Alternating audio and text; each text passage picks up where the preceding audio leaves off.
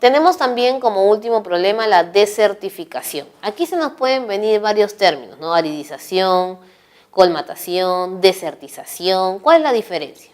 Entonces, desertificación vendría a ser una degradación ecológica. Cuando dices degradación es que no se da de un momento a otro, es un proceso en el cual se está matando el suelo.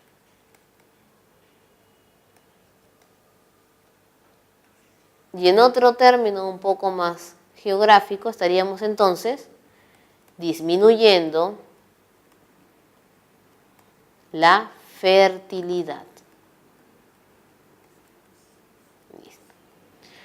Pérdida de la capacidad productiva, es decir, antes podíamos sembrar nosotros cada mes un producto, ahora tenemos que esperar cada 3 meses porque el suelo no está fértil o necesita recuperarse.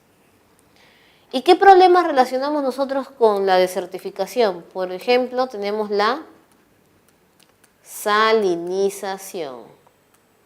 ¿Cómo puedo entender el proceso de salinización? Es muy fácil. ¿Se acuerdan cuando en el colegio a nosotros nos mandaban poner semillitas en algodón? La idea de esa semillita en algodón es que podamos obtener una planta. ¿Cuál era el problema? La mayoría no le crecía la plantita del algodón. Y era por 2 problemas. El que era demasiado sobreprotector y regaba todo el día el algodón, o sea, exceso de agua, y aquel que se olvidaba del algodón y nunca le echaba ninguna gotita. ¿Quién le crecía? El que tenía la justa medida de ello. Profesora, pero si le echo agua, entonces tiene que crecer. Es que no, el algodoncito era como la maceta. Si tú riegas todos los días la planta y en exceso, va a parecer un río y ya no crece, porque el agua transporta sales. Y el exceso de sales mata el suelo, es decir, exceso de agua también hace daño. Nosotros no podemos consumir exceso de agua, necesitamos consumir el agua que necesitamos. Falta de agua es deshidratación, es igual. Falta de agua en la maceta es una deshidratación del suelo, es como decirle la sequía. Pero exceso de agua en el cuerpo genera retención de sal. Entonces ahí vemos nosotros igualito que en la planta, retención de sales. A eso se le llama salinización. ¿Qué es colmatación? Es cuando tú siembras y ves que no crece nada y tú dices, pero ¿por qué si no hemos visto que el suelo esté ni partido por sequía, ni se le ve la parte blanca de la sal? La colmatación es el proceso inicial de la salinización. Cuando tú ya ves la salinización es porque encima se ve justo este color blanco, depósitos de sal. Pero antes de tener ese color blanco, dentro del subsuelo vamos a encontrar nosotros depósitos grandes de sal. Cuando ya se ve en la superficie, estás hablando de salinización. Pero si no ves este proceso, es decir, tú ves el suelo normal, pero no crece, es que se está dando la colmatación. La sal se está acumulando en el subsuelo y tampoco va a crecer la vegetación que uno necesite.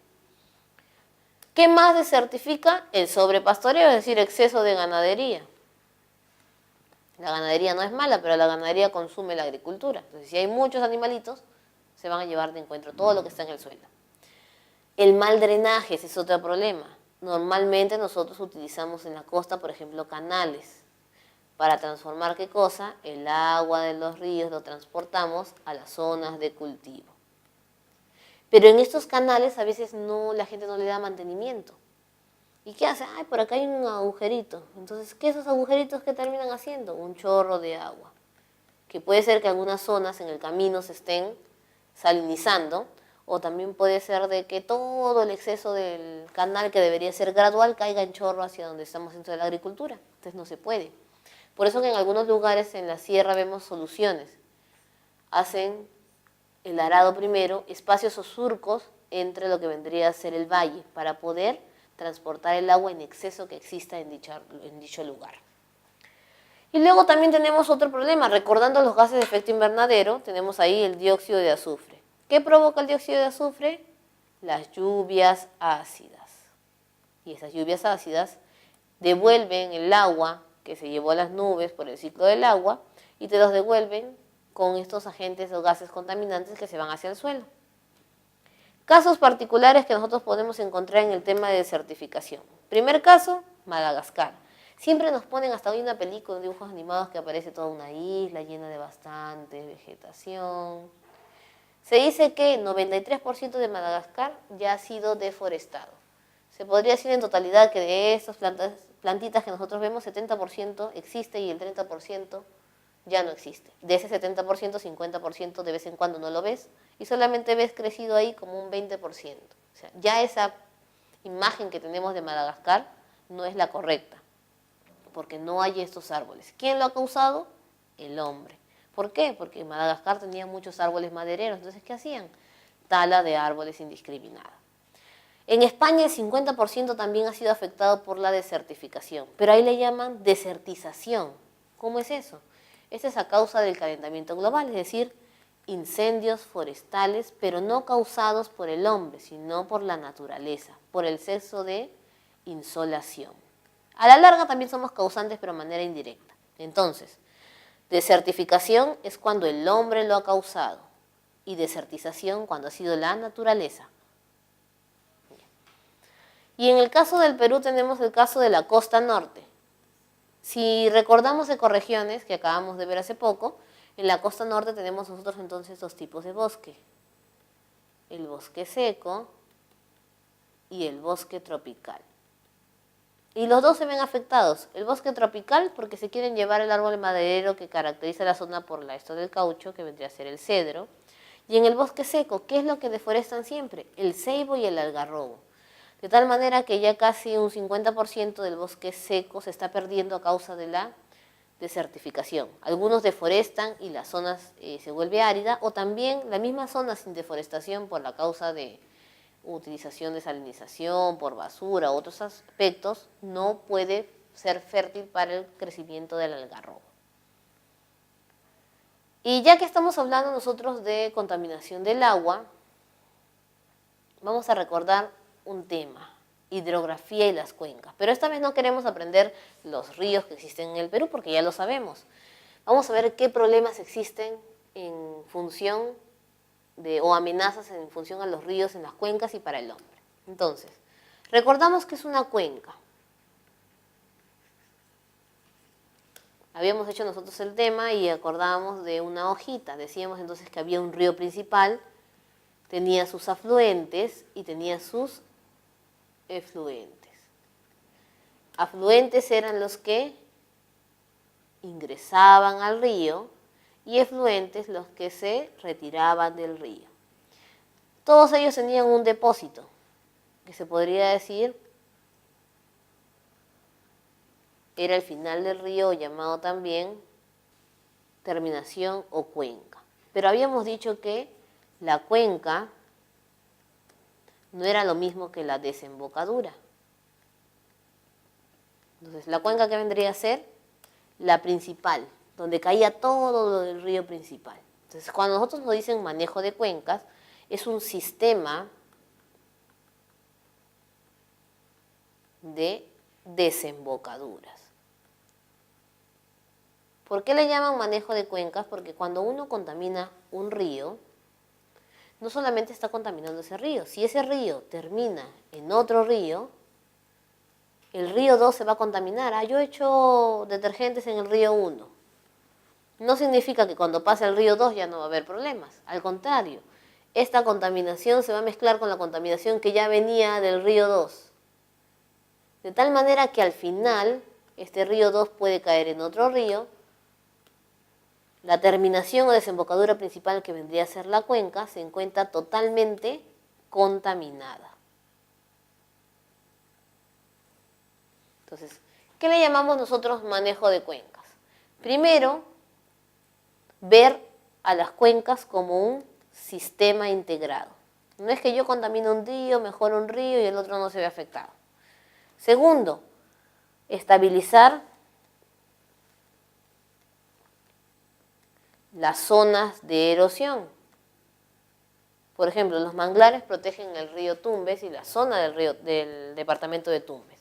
Entonces, ¿qué podemos hacer nosotros? Cuidar estos manglares, no solamente el recurso, sino también evitamos mayor erosión en la zona.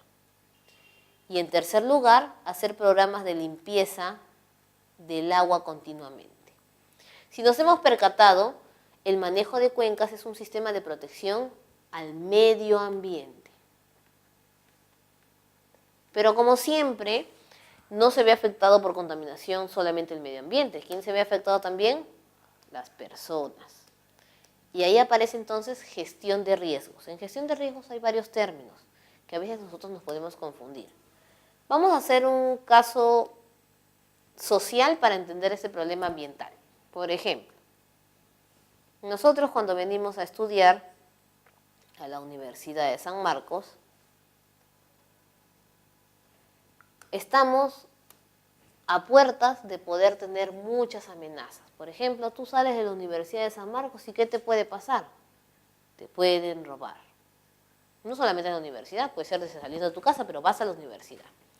Tenemos que estar con mucho cuidado porque ahora como manejan los transportistas es peligroso. Entonces puedes tener un accidente de tránsito. ¿Qué más te puede pasar?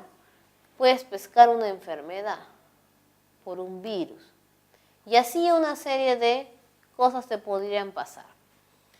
No significa que cada día que vengas a San Marcos a estudiar te van a robar, vas a tener un accidente de tránsito, vas a tener una enfermedad. Son posibilidades. Estas posibilidades nosotros le llamamos riesgos. Tú tienes todos esos riesgos. Ahora, a todos no les roban, pero hay personas que les roban siempre. Dicen, profesora, ¿por qué a esa persona siempre le roban? ¿Qué ha pasado? De repente es que esa persona sale de San Marcos con su celular en la mano. Entonces, si ve a un ladrón y te encuentras tú que no estás con su celular en la mano y esa persona sí, ¿a quién le van a robar primero? Al que fuera más fácil. De repente hay una persona que continuamente ha tenido problemas en función a los medios de transporte. Casi puede ser atropellada. No ha sido atropellada, pero continuamente tiene este problema. De repente esta persona va distraída, no va escuchando música, entonces no se percata qué es lo que pasa alrededor, entonces tiene mayor riesgo a tener accidentes de tránsito. O de repente siempre viene enferma esa persona, ¿qué es lo que ha pasado? Ah, es que esta persona no se abriga. Entonces, como esta persona no se abriga, siempre pesca enfermedades. Entonces, todos, viniendo a San Marcos, tenemos estos riesgos. Pero hay quienes siempre están más expuestos a tener esos riesgos o siempre le pasa. Estas personas son personas vulnerables. Y además, no vamos a esperar, por ejemplo, a que nos roben a todos para que se solucione el problema. Vamos a poner una moto de policías que va a cuidar siempre la zona. Para evitar que hayan accidentes de tránsito, viene el policía de tránsito. Y obviamente, para evitar que nos den enfermedades, nosotros vamos a salir muy abrigados de casa, con chalinas, chompas, entre otros. Entonces, ¿qué estamos haciendo?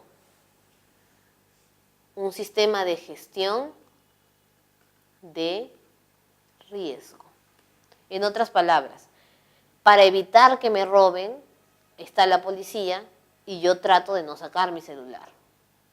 Evito que pase el problema. Ahora, si ya no me hubieran robado y aparece el policía, ya no sería gestión de riesgo. Es la solución del problema. Gestión de riesgo es antes de que pase. Tú ya sabes cuáles son todos los riesgos y antes de que pase hay una solución.